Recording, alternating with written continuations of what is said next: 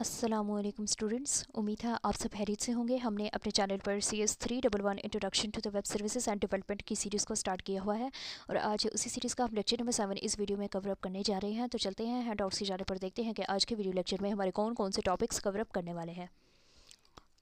Handouts पर हम आ चुके हैं।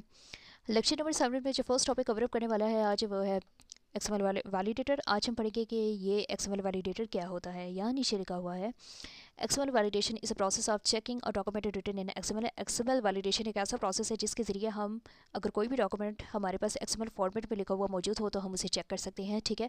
To confirm that it is both well formed and also valid in that it follows the defined structure. सिर्फ इस बात को कंफर्म करने के लिए कि क्या ये XML डॉक्यूमेंट एक वेल फॉर्म डॉक्यूमेंट है, क्या ये XML डॉक्यूमेंट वैलिड डॉक्यूमेंट है और क्या ये XML डॉक्यूमेंट एक डिफाइंड स्ट्रक्चर को फॉलो करता है या नहीं करता, ठीक है।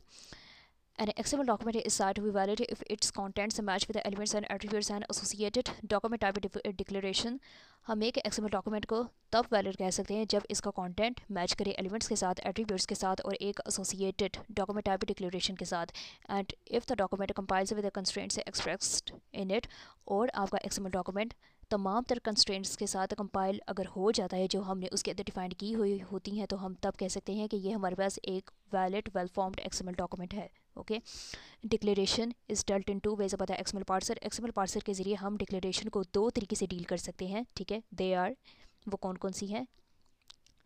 पहला तरीका है एक वैलिड XML डॉक्यूमेंट की वैलिडेशन को डील करने का, वो क्या है, वेल फॉर्म्ड XML डॉक्यूमेंट। और दूसरा तरीका हमारे पास क्या है, वैलिड XML डॉक्यूमेंट। ओके, ये आप सिंपल वर्डिंग में आप इस तरह भी समझ सकते हैं कि XML वैलिडेटर एक ऐसा सॉफ्टवेयर होता है जिसके अंदर हम अपनी DTT की फ़ाइल्स को भी पास करते हैं, ठीक है, एज एन इनपुट पास करते हैं, और अपनी XML की फ़ाइल्स को भी हम XML वैलिडेटर के अंदर इनपुट की सूरत में ही पास करते हैं, ठीक है। और ये जो XML वैलिडेटर सॉफ्टवेयर होता है ना, जैसे दूसरी प्रोग्रामिंग लैंग्वेजेस में हमारे पास कंपाइलर होता है ना, वो कंपाइलर क्या करता है, हम जब उसे सोर्स फाइल देते हैं तो वो सोर्स फाइल पर different kinds of logic apply करता है, ठीक है। और उन लॉजिक्स को अप्लाई करने के बाद जो हमें फाइनल आउटपुट देता है ना, ठीक है, वो हमारे पास एक वेल फॉर्म्ड आउटपुट होता है ना। इसी तरह ये वैलिडेटर का भी यही हिसाब होता है। हम इसे XML की सोर्स फाइल देते हैं, ये XML की सोर्स फाइल होगी या DTT की सोर्स फाइल होगी, हमने इसे सोर्स फाइल दी, वैलिडेटर ने क्या किया, डिफरेंट काइंड्स ऑफ इस पे लॉजिक्स खुद से अप्लाई किए, ठीक है। और तमाम तो लॉजिक्स जब पास आउट हो गए हमारे पास फाइनल रिजल्ट आया, ठीक है, तो हम उस रिजल्ट को कहेंगे कि ये हमारे पास एक वेल फॉर्म्ड XML डॉक्यूमेंट है, ठीक है। यहाँ से आप ये XML वैलिडेटर के बारे में यहाँ से लेकर यहाँ तक आप कर सकते हैं, ठीक है। हो सकता है आपको पेपर में शॉर्ट क्वेश्चन आ जाए कि ये XML वैलिडेटर क्या होता है, ठीक है। आगे बढ़ेंगे। यहाँ से अब जो करने वाला टॉपिक है वो है XML DTTs। अब पढ़ते हैं कि ये XML DTTs क्या होते हैं। XML document type declaration commonly known as DTT। XML document type declaration जिसे हम आम तौर पर DTT के नाम से भी जानते हैं, ठीक है, is a way to describe the XML language precisely. एक तरीका होता है जिसके ज़रिए हम XML लैंग्वेज को अच्छे तरीके से डिस्क्राइब कर सकते हैं। DTTs checks the vocabulary and the validity of the structure of the XML documents। DTT आपकी vocabulary चेक करता है और XML डॉक्यूमेंट के स्ट्रक्चर की वैलिडेशन को भी चेक करता है, ठीक है, against the grammatical rule of the appropriate XML language. और DTT ये तमाम तर काम मुनासिब XML लैंग्वेज के तमाम तर ग्रामेटिकल रूल्स के खिलाफ करता है, ठीक है। An XML DTT can be either specified inside the document or it can be kept in a separate document and then linked separately। यहाँ पर सिंपल आपको ये बात कह रहे हैं, या तो आप DTT को, ठीक है, इंटरनल DTT की सूरत में भी लिख सकते हैं और या तो आप DTT को एक्सटर्नल DTT की सूरत में भी लिख सकते हैं। अब ये इंटरनल और एक्सटर्नल DTTs क्या हैं, पिछली बार हमने लेक्चर्स में बहुत मरतबा इस बात को क्लियर किया है। अगर आपको ये बात नहीं क्लियर तो काइंडली वो लेक्चर्स आप लेकर फिर दोबारा आप इस लेक्चर पर आएँ, आपको अच्छी तरीके से समझ आ जाएगा, ठीक है। यहाँ नीचे देखिए हमारे पास एक सिंटैक्स यहाँ पर DTT का दिया गया है, बेसिक सिंटैक्स है, ठीक है।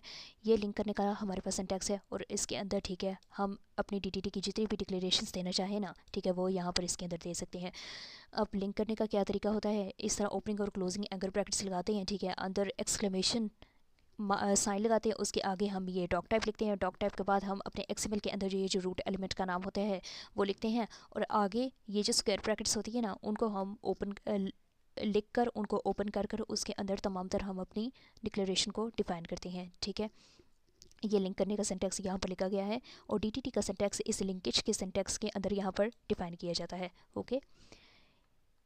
यहाँ से हमारा पेपर के पॉइंट ऑफ व्यू से जो करने वाले पॉइंट्स हैं ना वो यहाँ से लेकर यहाँ तक है, ठीक है। ये इम्पॉर्टेंट है। ये रह की सिंटैक्स की बात। ये अगर आपको प्रैक्टिकल्स क्लियर हो जाए ना तो ये सिंटैक्स आपको याद करने की ज़रूरत नहीं है, ये खुद ही आपके माइंड में प्रैक्टिकल करने से बैठ जाता है। ठीक है, आगे देखिए ये पॉइंट्स हमें कुछ दिए गए हैं, इनको गो थ्रू करते हैं ज़रा। The DTT starts with opening angle bracket exclamation mark doc type delimiter. DTT को हम जब भी स्टार्ट करते हैं वो हम opening angle bracket exclamation mark doc type delimiter से स्टार्ट करते हैं। An element tells a parser to parse a document from the specified root element. एक एलिमेंट पार्सर को बताता है कि आप डॉक्यूमेंट को पार्स करें एक स्पेसिफाइड रूट एलिमेंट से। ठीक है, DTT identifier is an identifier for the document type definition. DTT का आइडेंटिफायर एक ऐसा आइडेंटिफायर होता है डॉक्यूमेंट टाइप डेफिनेशन के लिए। ठीक है, which may be path to a file on the system, जो कि एक रास्ता भी हो सकता है किसी भी फाइल का सिस्टम पर, और URL to a file on the internet, या फिर वो URL भी हो सकता है किसी फाइल का इंटरनेट पर। If the DTT is pointing to external path, अगर आपका DTT एक्सटर्नल पाथ की तरफ इशारा कर रहा हो, then it is called external subset, तो तब हम इसे कहेंगे कि ये एक हमारे पास एक्सटर्नल सबसेट है। The square brackets enclose an optional list of entity declaration. जो हमारे पास DTT की सिंटैक्स में स्क्वायर ब्रैकेट्स होते हैं वो क्या करते हैं, एक optional list of entity declarations को अपने अंदर इनक्लोज करती हैं। ठीक है, जिसे हम इंटरनल सबसेट कहते हैं। ठीक है, अब ये जो तमाम तर पॉइंट्स हैं ना यहाँ से लेकर यहाँ तक, ठीक है, ये तमाम तर पॉइंट्स हमें इस सिंटैक्स के हवाले से ना यहाँ नीचे लिख कर दिए गए हैं। ठीक है, ये आप इस तरह करिएगा ना, इन पॉइंट्स को आप एक दफ़ा गो थ्रू कर लीजिएगा। ठीक है, 1 से 2 बार आप इन्हें पढ़ लें। ठीक है, ये आपके माइंड में बैठ जाएंगे। ठीक है, यहाँ पर हमारा लेक्चर नंबर 7 कंप्लीट हो जाता है। तो इंशाल्लाह ताला अब हम मिलेंगे लेक्चर नंबर 8 में। टिल देन अल्लाह हाफिज़।